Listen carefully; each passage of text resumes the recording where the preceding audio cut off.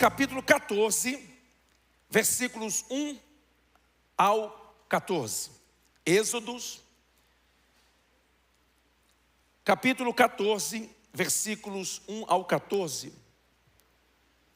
Vai estar na tela aí para você acompanhar, se você também desejar. Disse o Senhor a Moisés: fala aos filhos de Israel que retrocedam e se acampem diante de Pi-Hairote, entre Migdol e o mar, diante de Baal-Zefon. Em frente dele vos acampareis junto ao mar. Então Faraó dirá dos filhos de Israel: estão desorientados na terra, o Senhor os encerrou.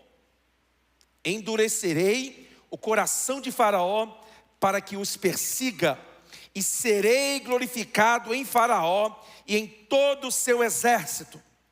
E saberão os egípcios que eu sou o Senhor. Assim eles fizeram. Sendo, pois, anunciado ao rei do Egito que o povo fugia, mudou-se o coração de Faraó e dos seus oficiais contra o povo e disseram: que é isto que fizemos, permitindo que Israel nos deixasse de servir? E aprontou o Faraó o seu carro e tomou consigo o seu povo. E tomou também 600 carros escolhidos e todos os carros do Egito, com capitães sobre todos eles. Porque o Senhor endureceu o coração de Faraó, rei do Egito, para que perseguisse os filhos de Israel. Porém os filhos de Israel saíram afoitamente. Perseguiram-nos os egípcios, todos os cavalos e carros de Faraó, e os seus cavalarianos, e o seu exército, e os alcançaram acampados junto ao mar, perto de Pi-Hairote, defronte de Baal-Zefon. E chegando Faraó, os filhos de Israel levantaram os olhos, e eis que os egípcios vinham atrás deles, e temeram muito. Então os filhos de Israel clamaram ao Senhor, disseram a Moisés: será por não haver sepulcros no Egito, que nos tiraste de lá, para que morramos neste deserto? Por que nos trataste assim, fazendo-nos sair do Egito? Não é isto que te dissemos no Egito: deixa-nos para que sirvamos os egípcios, pois melhor nos fora servir aos egípcios do que morrermos no deserto. Moisés, porém, respondeu ao povo: não temais, aquietai-vos e vede o livramento do Senhor que hoje vos fará, porque os egípcios que hoje vedes, nunca mais os tornareis a ver. O Senhor pelejará por vós, e vós vos calareis. Quantos dizem amém? Eu vou pregar nessa manhã, essa primeira mensagem, subordinada ao tema checkmate. Diga para quem está do seu lado: checkmate. Pode sentar-se, por favor.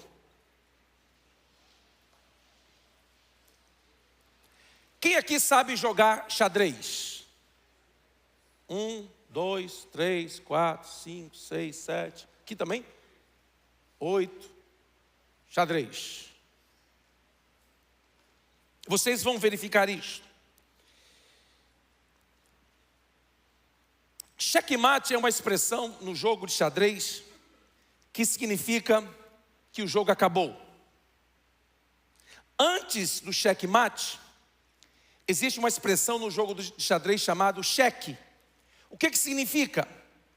Significa que o rei de um jogador está sob ataque direto de uma peça adversária. Então qual é a defesa contra um cheque? O jogador tem 3 opções. Número 1, mover o rei para uma casa segura. Número 2, bloquear o ataque com outra peça. Ou número 3, capturar a peça que está dando o cheque. Então, eu explico isso porque eu vou contar uma ilustração para vocês fixarem a mensagem. Então vocês entenderam o que é cheque e o que é checkmate, sim? Mais ou menos, não? Quem joga entendeu, sabe claramente. Um grupo de atletas nas Olimpíadas de Paris resolveram sair e visitar alguns locais da cidade. Entraram no museu e ali encontraram a exposição de uma famosa pintura conhecida popularmente como Checkmate. O nome dela era outro, mas popularmente ela era conhecida como Checkmate. Entre os atletas estava um campeão mundial de xadrez. Enquanto eles passavam em frente àquela pintura, o campeão de xadrez parou ali e ficou observando um homem jogando xadrez contra o diabo. E ele observou que a pintura expressava que aquele homem estava atônito, pensativo, porque ele tinha recebido um cheque no xadrez. E aquele jogador de xadrez ficou ali vendo aquele jogo pintado. E ele observou que o diabo não tinha dado um checkmate, apesar do nome popular da pintura. Como ele se demorou naquele lugar, diante daquela pintura, os outros atletas vieram buscá-lo e disseram: o que aconteceu? Nós estamos esperando você, você sumiu, você desapareceu. Ele disse: olha, essa pintura está errada. Por quê? Porque ainda tem jeito. Ela não pode ser chamada de checkmate. Por quê? Porque o rei ainda pode ser movido. E se o rei for movido da forma correta, tem jeito, tem saída, não será um checkmate. Então eu vou dizer isso para vocês nessa mensagem.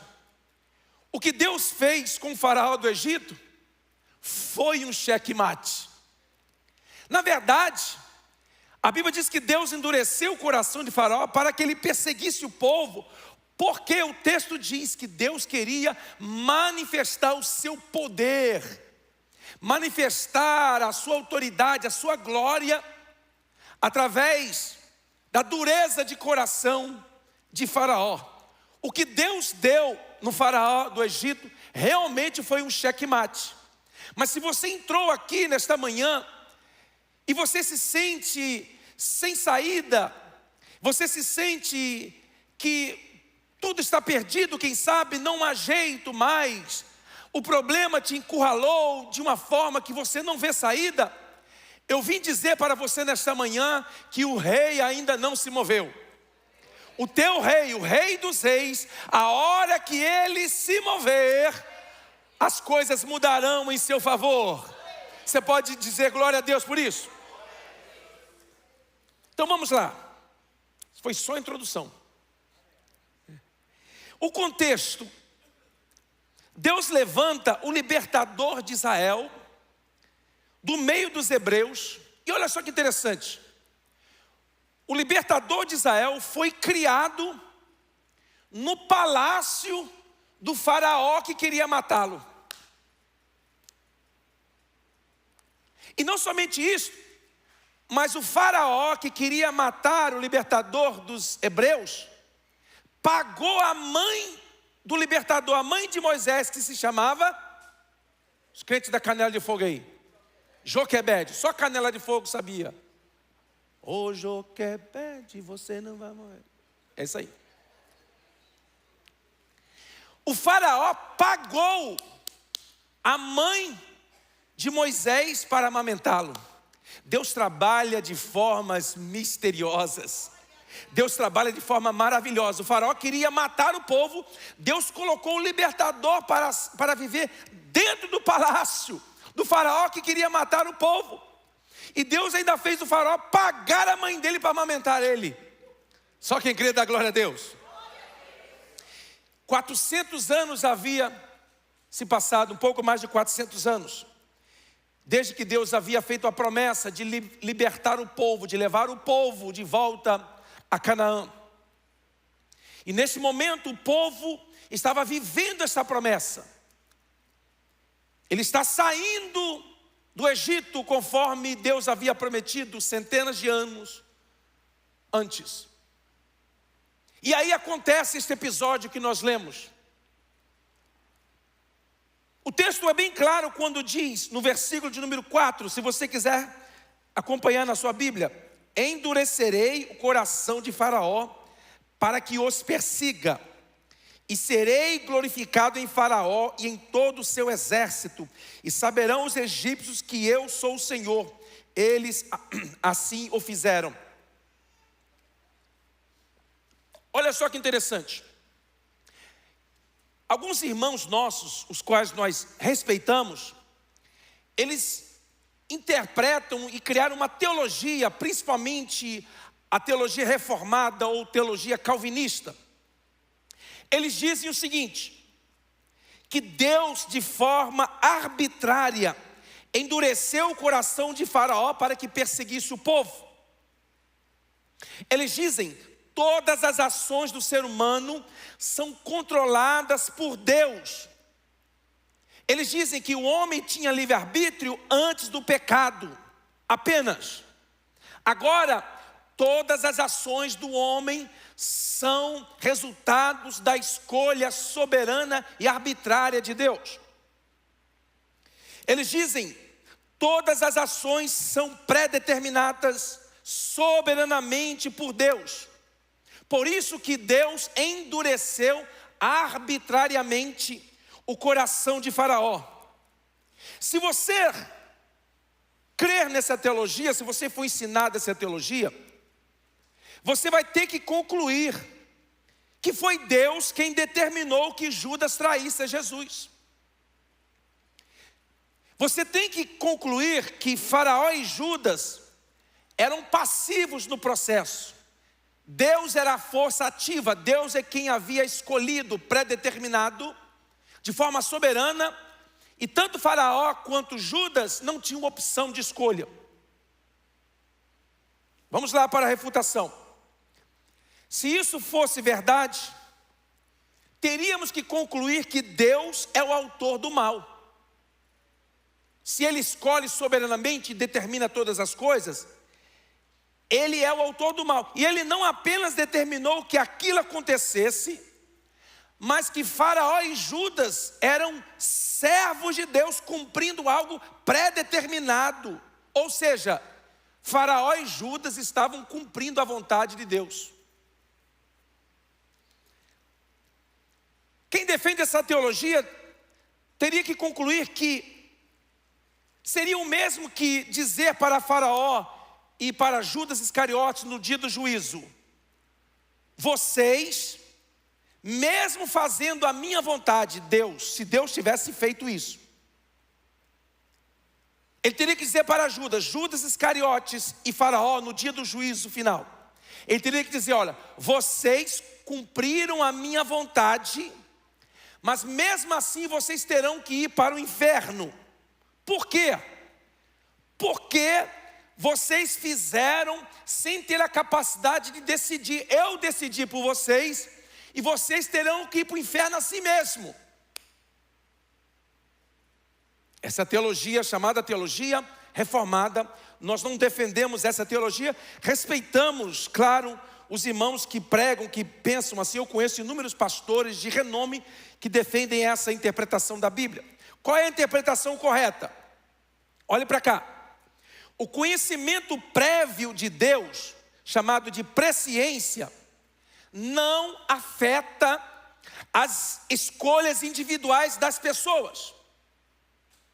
O fato de Deus saber por antecipação, chamado presciência, do que as pessoas vão escolher, Ele apenas sabe porque Ele é Deus, Ele é Senhor, Ele é soberano.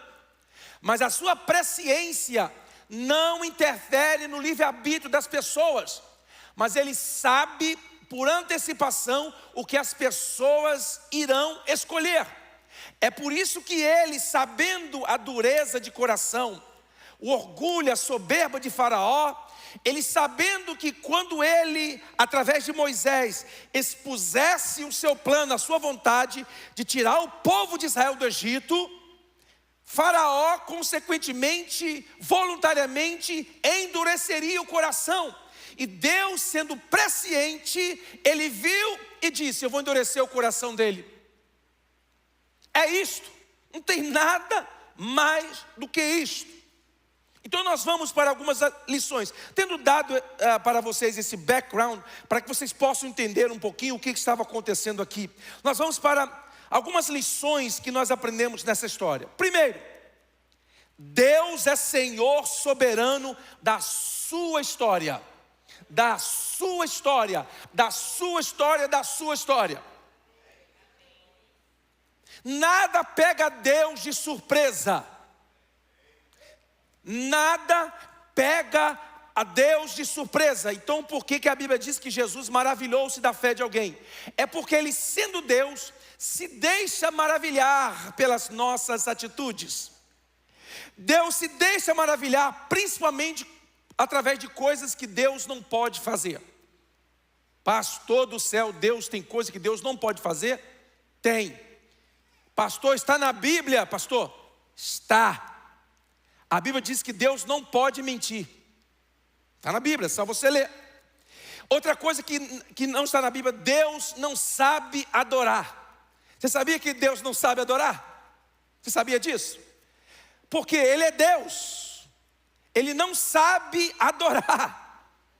Por isso que quando nós, suas criaturas, espontaneamente decidimos adorá-lo voluntariamente, principalmente quando estamos passando um momento de crise, de dor, de trauma, de frustração, de decepção, quando a gente está lá embaixo, no fundo do poço, no meio do vale, passando aqueles momentos de tristeza, de alegria que cada um de nós passamos na trajetória da nossa vida, e ao invés de murmurarmos, ao invés de reclamarmos, ao invés de xingarmos, ao invés de abandonarmos tudo, nós levantamos as nossas mãos como Jó e dizemos: Deus, eu não estou entendendo nada, mas mesmo assim eu te glorifico. Eu não estou entendendo nada do que eu estou passando, mas mesmo assim eu quero te glorificar, porque o Senhor está no controle da minha vida.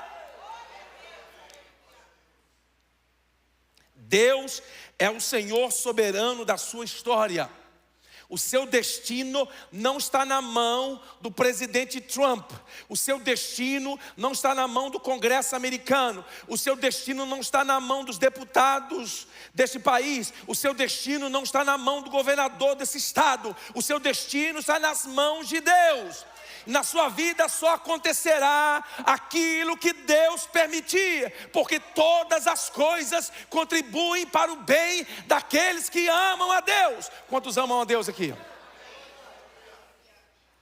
A sua história está nas mãos de Deus. Deus é Senhor soberano da sua história. Se Deus falou com você, Ele é fiel para cumprir. Se você tem uma promessa de Deus, descanse em Deus. Aprenda a descansar em Deus. Por quê? Porque se foi Deus quem prometeu, pode passar o tempo que for, a promessa se cumprirá na sua vida. Se agarre com todas as suas forças, com toda a sua fé nessa promessa, porque Deus é fiel para cumprir aquilo que Ele promete. Se você quiser, pode levantar a sua mão e glorificar a Deus. Não se deixe levar pelo momento, pela tribulação, pela luta que você está enfrentando, pela dificuldade. Não permita que as dificuldades falem mais alto do que a voz de Deus. Não se deixe levar por aquilo que as pessoas negativas ao seu redor estão dizendo. Não se deixe levar pela mensagem de mentira do inimigo na sua mente, dizendo que não vai dar certo. Deus falou, mas era coisa da sua cabeça. Deus falou, mas era coisa que você inventou. Não foi Deus coisa nenhuma. Não foi Deus quem disse, não foi Deus quem prometeu. Não se deixe levar por essas palavras mentirosas. Por quê? Porque tudo que Deus fala, Ele cumpre. Diga para quem está do seu lado: tudo que Deus fala, Ele cumpre.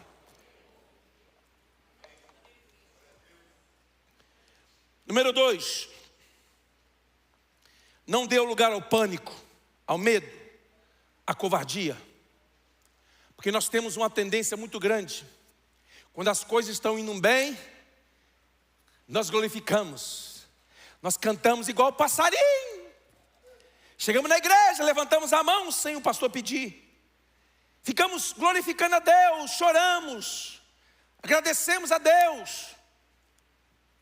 Mas na hora do aperto, na hora do sufoco, na hora da angústia, tome cuidado para você não dar lugar ao medo, ao pânico, à covardia.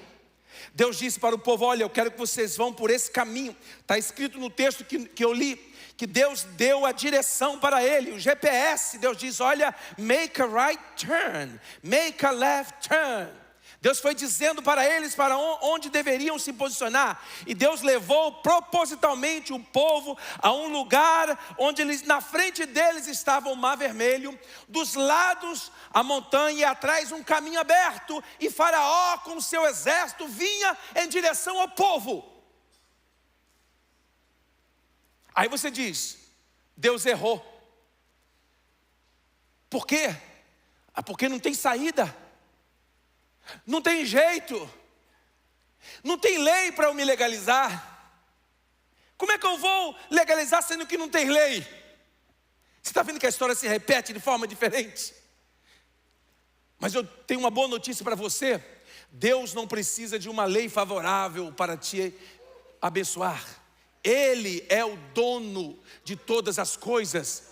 Ele cria e estabelece os reis, os governadores. É Ele quem tira. Na mão dele está o poder. Aprenda a descansar no meio da adversidade. Deus apenas havia dado um cheque, apenas no Faraó. E o Faraó disse para os seus soldados: olha, o Deus deles é confuso. O Deus dele não tem GPS, não está, o sinal do satélite do Deus dele não está pegando. Moisés recebeu uma revelação errada, o líder deles está errado. Espalha essa conversa no meio do povo, e o boato começou a se espalhar. Moisés não sabe para onde está indo. Moisés disse que ouviu a Deus, mas olha para onde Ele nos levou. Não temos saída, nós vamos morrer, nós estamos desesperados. E o exército de Faraó vindo atrás.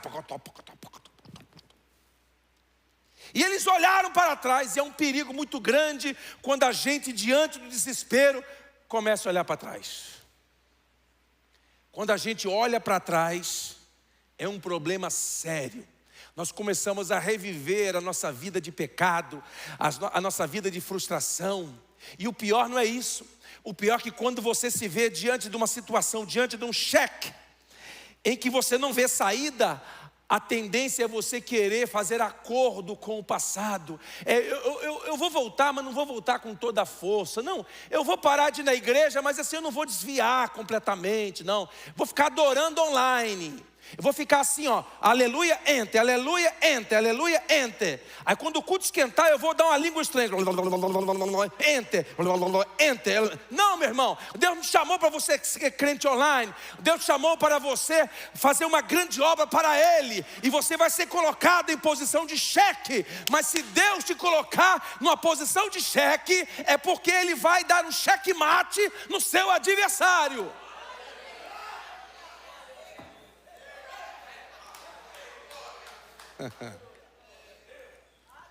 Não dê lugar ao pânico, ao medo. Sabe por quê? Porque você revela o seu caráter na hora da aflição. Você revela quem você é, a qualidade do seu cristianismo, quando você está num beco sem saída.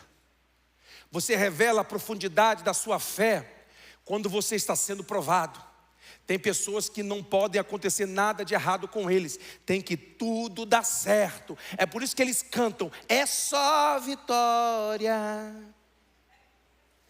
Só essas músicas servem para ele. Quando eles se deparam diante de situações que eles ficam sem saber o que fazer, que eles não sabem, Deus, para onde que eu vou, Deus? Voltar eu não posso, Senhor. Mas Deus, o que eu faço, Deus? Não dê lugar ao medo, ao pânico, à covardia. Quanta gente que diante da adversidade se acovarda, volta atrás, renuncia. Quanta gente que quando alguém fala mal dele na igreja, você não canta bem, faz um bico, começa a chorar, começa a ameaçar o pastor, vou sair dessa igreja, hein? Eu vou sair, eu vou te abandonar, pastor. Por quê? Porque eles dão lugar ao medo, dão lugar ao pânico e revelam uma covardia que estava ocultada no coração. Deus permite a adversidade, é para tirar de nós o medo, o pânico, é para que nós expressemos através do nosso louvor a nossa confiança nele, o nosso louvor nele. Ei, crente, você que ainda não passou pelo vale da sombra da morte, você que ainda não enfrentou tribulações e adversidades na vida, se prepare, a vida cristã é cheia de surpresas. Mas quando a adversidade chegar, não entre em pânico, não comece a murmurar de Deus, não tente colocar a culpa nos outros, assuma a culpa, diga eu vim obedecer a voz de Deus, eu estou nessa posição e o Deus que me enviou vai mostrar uma saída para mim. Número 3, atualize a sua fala antes do milagre. Diga isso, atualize a sua fala antes do milagre. Porque depois do milagre é fácil. É igual aquelas pessoas que acontece alguma coisa, aí depois que aconteceu ela vem dizer, pastor, Deus tem me mostrado. Meu irmão, já aconteceu, não adianta falar nada. Por que você não falou antes? Ah, Deus me revelou isso que aconteceu aí, ó, Deus tinha me revelado. Sim, e por que você não me falou? Por que você me deixou ser pego de surpresa? Não, eu queria confirmação. É a confirmação? Então não adianta me falar nada. Já aconteceu. São os profetas após o cumprimento. Não estou falando disso. Eu estou dizendo, atualize a sua linguagem, a sua fala antes do milagre. Olha o que diz, versículos 13 e 14. Moisés, porém, respondeu ao povo, não temais, aquietai-vos e vede o livramento do Senhor, que hoje vos fará, porque os egípcios que hoje vedes, nunca mais os tornareis a ver. O Senhor pelejará por vós e vós vos calareis. O que Moisés sabia que Deus... Moisés sabia o que Deus ia fazer? Não. O que Moisés estava dizendo? Vocês fiquem quietos. Porque tem hora que o nosso louvor não é expressão de gratidão. O nosso louvor é causado pelo pânico que nós estamos sentindo, pelo medo. Aí você está vendo a pessoa chorando na igreja, você pensa, é adorando. Não, está com medo, está com pavor. É por isso que está chorando.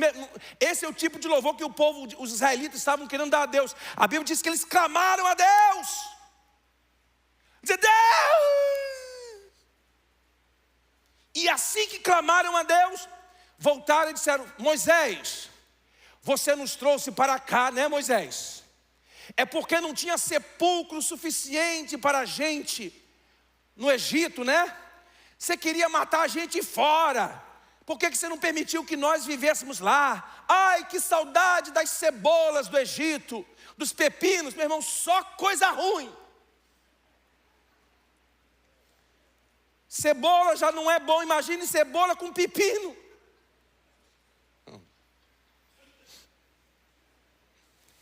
E o povo deu saudade da comida do Egito. Eles murmuraram. Moisés se levantou e disse, ei gente, presta atenção. Aquietai-vos e vede o livramento. O povo, que livramento, Moisés? Tem montanha de um lado, montanha de outro. Olha o exército de Faraó vindo lá embaixo. E o mar está aqui, Moisés, que livramento. Moisés disse, olha, não se preocupe. Deus, o Senhor, hoje vos fará. Aí Moisés foi mais para frente, mais audacioso. Porque os egípcios que hoje vedes, o povo estava todo olhando para trás. Deus disse, Moisés disse, os egípcios que hoje vocês veem, nunca nunca mais os tornareis a ver. O Senhor pelejará por vós e vós calareis. Vocês vão ficar calados para você aprender. Atualize a sua fala antes do milagre. Tem gente que fica dizendo, se Deus fizer, eu vou dar um culto de ação de graça. Não, meu irmão, dê um culto antes. Tem gente esperando receber para dar um culto.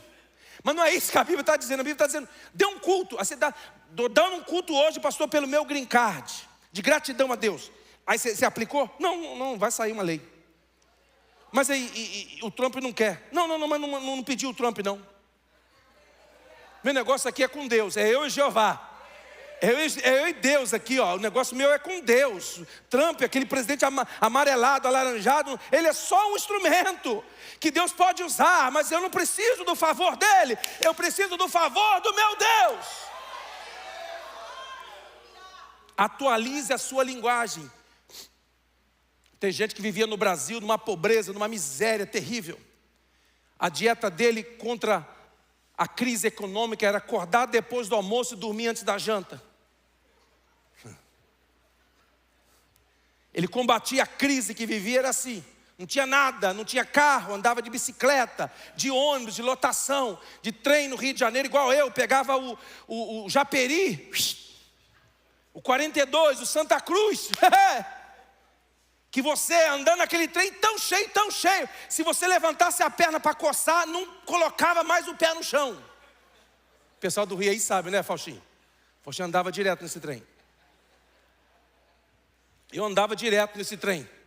E outra coisa, ainda dava o calote, não pagava ainda, porque entrava no buraco do muro e ia correndo em direção à estação. O policial vinha, a gente esperava o trem vir. Quando o trem vinha, a gente ficava assim, ó. E o policial de lá, aí gente de... Não é assim, Faustinho? Gente de lá, gente de cá. Quando o trem parava, a gente corria. O policial corria, a gente corria para cá. A gente entrava, o trem estava apertado, se misturava no meio do povo, acabou.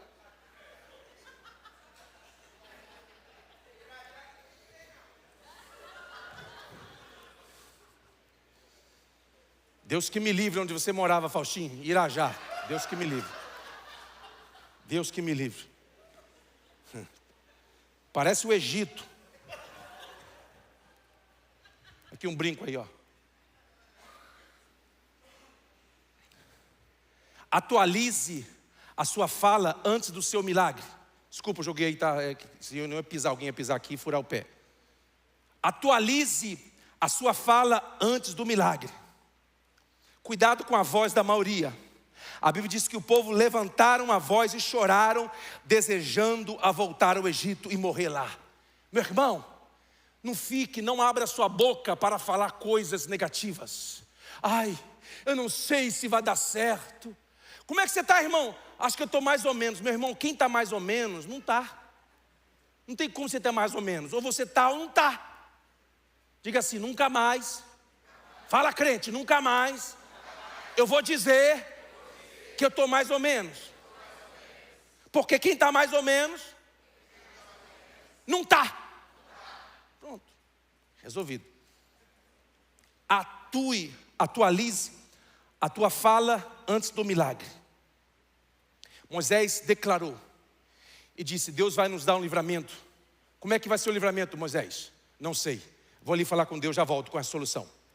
Aí ele foi lá, Deus, e agora? Aí Deus disse, vocês não estão sabendo de nada.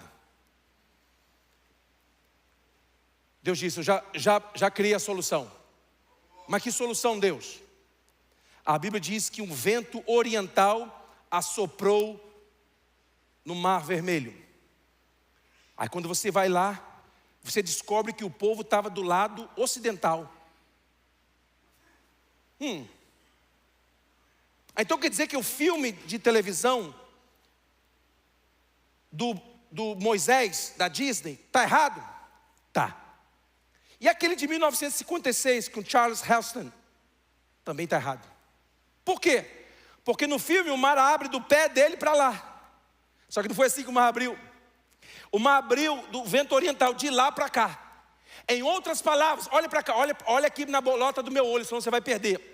Enquanto você usa a linguagem de fé, Deus começa a trabalhar em seu favor a partir do lado de lá, a partir do sobrenatural. O que você faz? Você fica aqui alimentando com a sua fé, dizendo: Deus falou, Deus vai cumprir, mas não está dando certo, mas vai acontecer.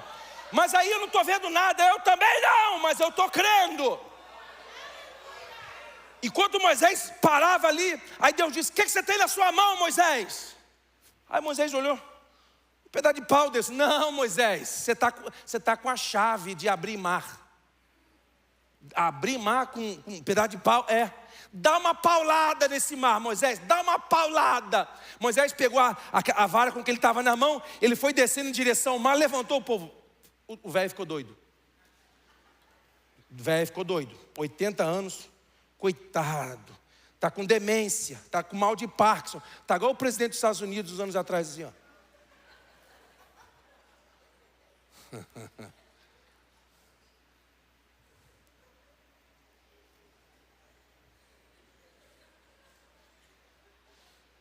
O velho ficou doido.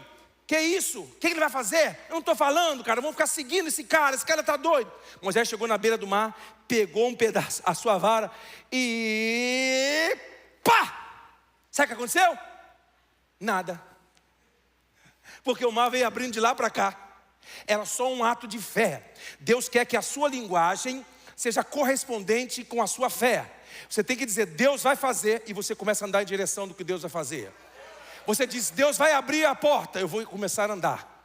Deus vai abrir uma porta de emprego, eu vou preparar meu resumê, vou pentear esse cabelo, vou colocar uma roupa bonita, vou saber me apresentar. Por quê? Porque Deus disse: vai abrir uma porta para mim de trabalho, e amanhã eu vou começar a aplicar, vou começar a ligar para empresa boa. Por quê? Porque Deus disse que abriu uma porta, e eu preciso caminhar na direção do que Deus falou. Atualize a sua linguagem com as promessas de Deus.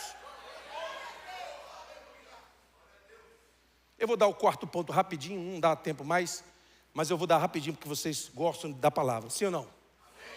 Que na aba é palavra, meu irmão. Se você quiser motivação, coaching, você vai para o jogo de futebol, que lá tem coaching. Aqui não, aqui é palavra.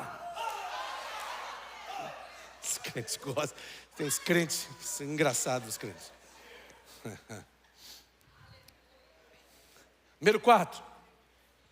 A terra prometida estava cheia de gigantes e cidades fortificadas. Aí você vai dizer assim: mas Deus, o Senhor não falou que entregou para nós a terra prometida? Aí a gente chega aqui, está cheio de gigantes e cidades altamente fortificadas. Pois bem, Deus te dá a promessa, mas você tem que conquistar. Pare de ficar esperando de Deus coisas de mão beijada.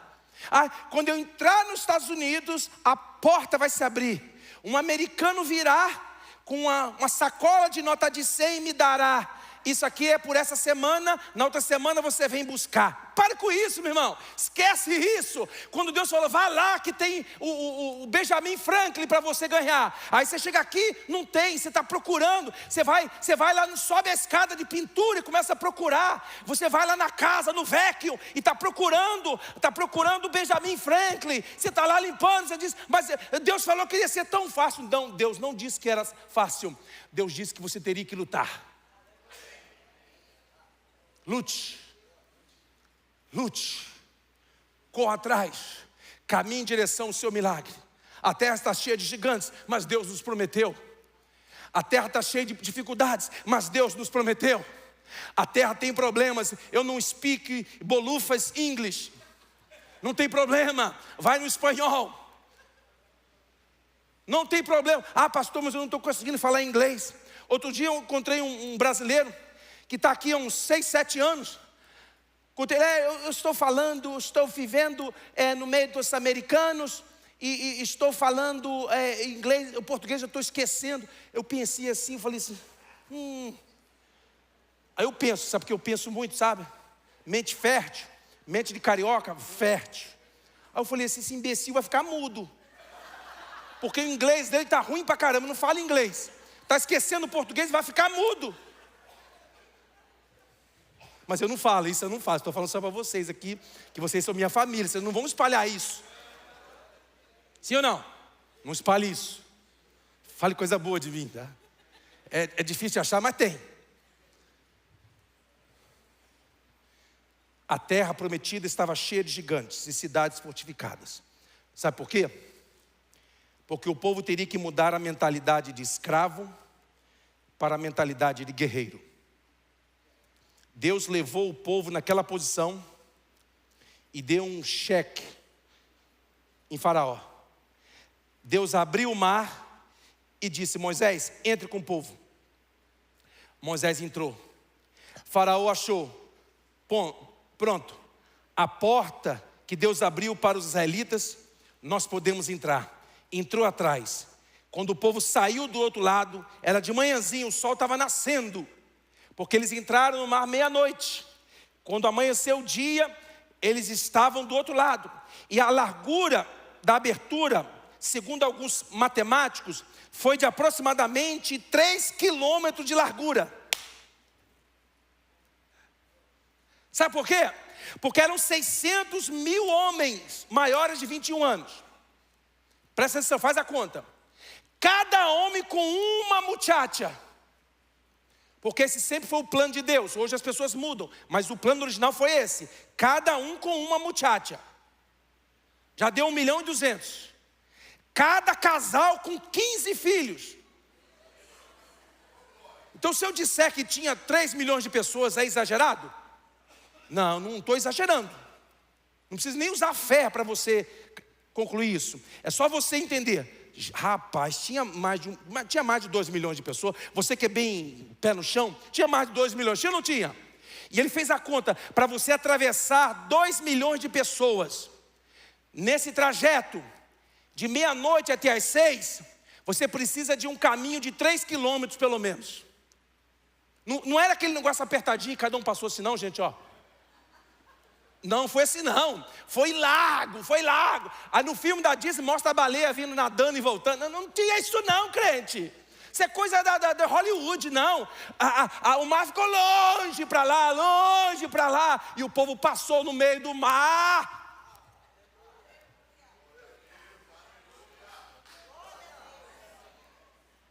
Aí o faraó entrou, ele achou, pronto.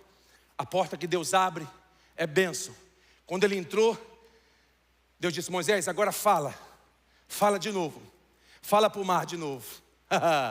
Sabe por quê? Porque quando você muda a sua linguagem e você fala pela fé, você começa a falar a coisas, você começa a falar a situações, você começa a falar ao monte, sai daí, problema, sai daí, grincar, vem em mim. Enfermidade, sai daqui. Você começa a falar com coisas inanimadas. Sabe por quê?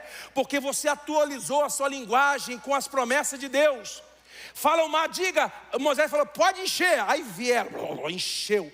E todo o exército de Faraó morreu afogado no mar vermelho. Quantos creem, digam glória a Deus. Aí um cientista veio anos depois, agora recentemente, 40 anos atrás, e disse: olha, aconteceu um fenômeno aqui no Mar Vermelho. Dunas de areia vieram por baixo e criaram uma plataforma de apenas 1 palmo de água, onde o povo conseguiu passar e todo mundo passou pelo outro lado. O mar não foi aberto não, foi um efeito natural da ciência, que as areias do deserto vieram e suspenderam as águas do mar e partiram por um tempo. Aí veio um pastor igual eu, assim, meio assim, sabe, meio assim. Eu falei assim, então o milagre foi maior. Aí por quê? Porque a Bíblia diz que o exército inteiro morreu afogado num palmo d'água. Vamos estar em pé. Diga assim, checkmate. Você está chegando a uma posição diante do seu milagre e você não vê saída. Aí você pensa, Deus me deixou sem saída. Não. Deus já deu um checkmate no diabo. Se ele continuar caminhando atrás de você, se ele continuar te perturbando, se ele continuar te perseguindo, aleluia, a vitória de Deus na sua vida será contundente, será grandiosa. Mas você precisa crer, você precisa. Está vendo como é que ele fala até devagar? Diga assim: eu preciso crer. Se Deus prometeu, Ele cumprirá. Você recebe com amor esta palavra nessa manhã?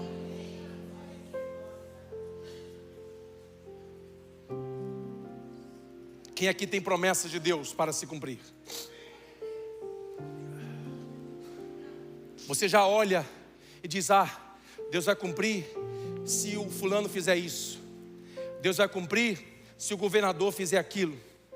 Deus vai cumprir quando isso acontecer. Meu irmão, não condicione as promessas de Deus ao que o homem é capaz de fazer. Confie nas promessas de Deus. Descanse nas promessas de Deus. Entregue a sua vida nas mãos de Deus e deixa que Deus cuidará do resto. Tudo que você precisa fazer é não desistir, não se acovardar, não voltar atrás, você diz: não, só de raiva. Mas você não estou sentindo vontade, mas eu vou ficar aqui. Meus irmãos, quantas vezes eu apliquei para me legalizar nesse país? 6 vezes, todas as vezes, não. E aí eles disseram: e aí, rapaz, será que não é vontade de Deus, você vai embora? Não, eu vou ficar aqui só de raiva. Eu só vou depois que pegar o meu green card. Depois que pegar o meu green card, eu vou embora. Eu falava isso: eu não vou. Veio um presidente, entrou outro, veio outro, e eu aqui, esperando. Sabe por quê? Porque Deus tinha feito uma promessa para mim. E quando Deus promete, Ele cumpre. Quando Deus promete, Ele cumpre. As circunstâncias vão levar você a murmurar, a reclamar, a dizer: eu não sei o que eu estou fazendo aqui, eu não sei por que está acontecendo comigo, eu não sei disso, aquilo outro. Meu irmão, não se deixe levar pela circunstância, porque essas circunstâncias são passageiras. Essas circunstâncias, elas mudam com o tempo. O que você está passando agora é passageiro. Essa luta, essa adversidade, isso vai passar, irmão, isso vai passar. Tudo que você precisa é não se acovardar diante das promessas de Deus, diante daquilo que Deus falou com você. É bom você levantar a sua voz, levantar os seus olhos e dizer: olha, os egípcios que vocês estão vendo, nunca mais os vereis. Por quê? Porque o Senhor pelejará por mim. O Senhor pelejará. Você está vendo saída? Não estou vendo. E se Deus não abrir o mar, eu vou passar por baixo, lá com canudinho fazendo bolinha, mas eu vou passar. Por quê? Porque Deus disse que eu iria chegar do outro lado.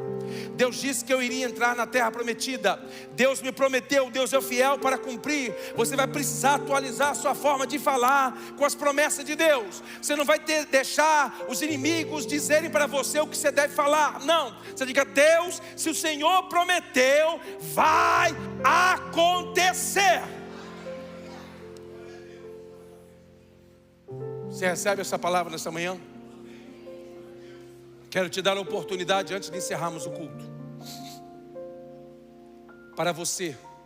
Se você diz: pastor, eu preciso tomar uma posição na minha vida espiritual, porque eu não quero ser como os israelitas, que se acovardaram, que voltaram atrás. Eu preciso tomar uma posição espiritual. Eu preciso de renovar minha aliança com Deus. Eu preciso de tomar uma posição espiritual. Não há como viver no Egito e em Canaã ao mesmo tempo. Não há como. Deus me tirou do Egito, agora Deus quer tirar o Egito de você. Ele quer mudar a sua mentalidade, a sua forma de pensar. E é por isso que a palavra de Deus está confrontando você nesta manhã. Deixa Deus mudar a sua forma de pensar. Deixa Deus tocar na sua vida. Você precisa tomar uma posição? Precisa, pastor. Eu preciso tomar uma posição. E nessa manhã eu quero te dar a oportunidade. Você que quer tomar uma posição diante de Deus, diante de alguma adversidade, que você estava pensando que iria desistir, que não iria dar certo, mas você hoje diz: não, eu vou confiar em Deus. Tem alguém nessa situação que quer levantar a sua mão? Diga: Deus, eu vou confiar em Ti. Tem alguém que precisa de intervenção de Deus, precisa da intervenção divina? Diga: Deus, só Tu podes operar por mim.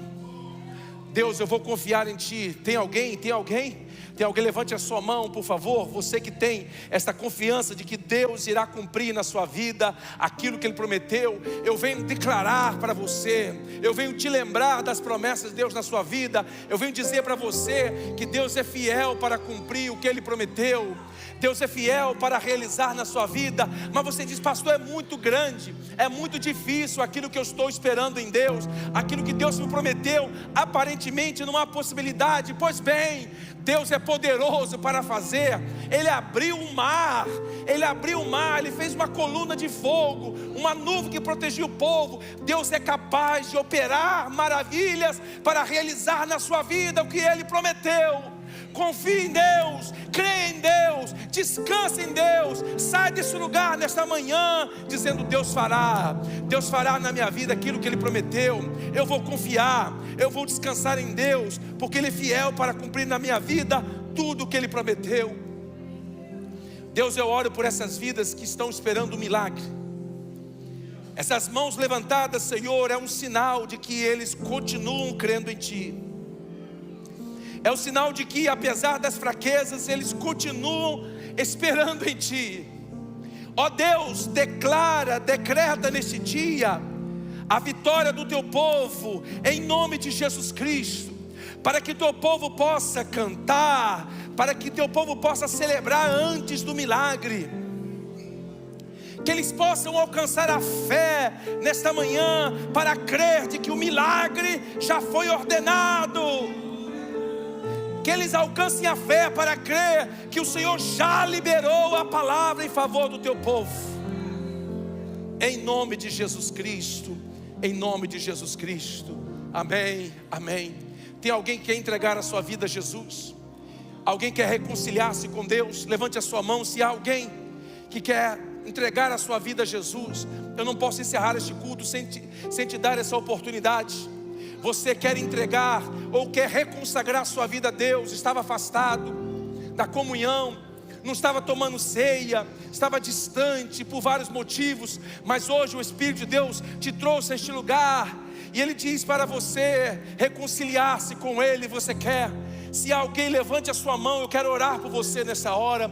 É o que nós podemos fazer por você, apenas orar. Se alguém quer reconciliar-se com Deus, alguém quer entregar a sua vida a Jesus, levante a sua mão assim. Nós queremos orar por você, aí no lugar que você está. Se não há ninguém, nós vamos agradecer a Deus.